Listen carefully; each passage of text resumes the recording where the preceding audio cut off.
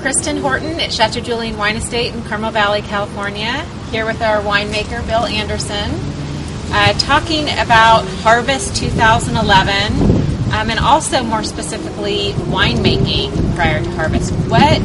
We're looking at a couple weeks away before we get our first load of grapes in? Just about maybe a week to 10 days. So what have you been doing the past couple weeks, and what will you be doing the next couple weeks to get the winery from a production standpoint geared up and ready to bring in grapes, crush, and all that? I think the most important thing is to look at the people part of it, and we have a team, Alfredo and Sergio and Ivan and Jesus and Yolanda. And what we do is we get all together and we talk about it. We know that we're kind of setting up a choreographed dance here. Maybe not as precise as a ballet, but maybe more like a football team. We know there are certain things that we have to do, positions that people have to play, and they have to be prepared. And we talk to each other about knowing what we're in store for. So that's where we kind of get mentally, emotionally. Well, because ready. You also don't know exactly when the grapes are going to come. You'll say it's 2 weeks away, and then we have a heat spell, and all of a sudden it's tomorrow. Yeah, it's tomorrow. So we're all getting ready for that very thing, because we have to have our basic foundation, what we know we have to do, but we also have to be flexible at the same time to be able to get up early, stay late, and there's a lot of that, staying late.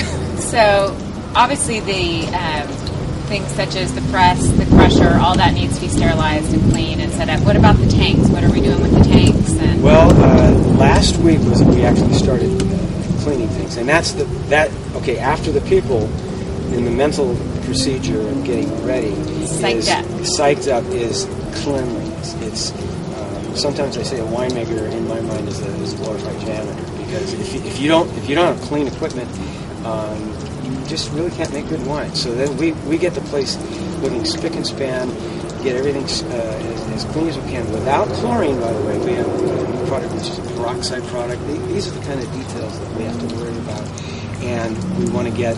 I was going to say about a week ago, Alfredo and Sergio went through and did their checklist, and they're greasing, oiling, checking bearings, checking hoses for holes. Bill, you need to get 100 feet of this, and get some 4 inches of that, and just checking all the equipment that we possibly can. Yeah. And obviously we need yeast. And the yeast, now that's what I'm starting to do today, as a matter of fact. As soon as we're through with this, I'm going to make my full harvest checklist of how much yeast I'm going to need, what kind, what am I preparing for on the types of grapes. Are we going to have high sugar grapes coming in, or are we going to do the Gewürztraminer that needs a Steinberger yeast as opposed to cream yeast? And the barrels. And the barrels probably need the same treatment as the tanks, correct? Because our Chardonnay is going to go into the barrels. Yeah, we are in the process of, because it's such a late year, we're doing it in first week of October. We're prepping the barrels, doing a special preparation for a series of barrels.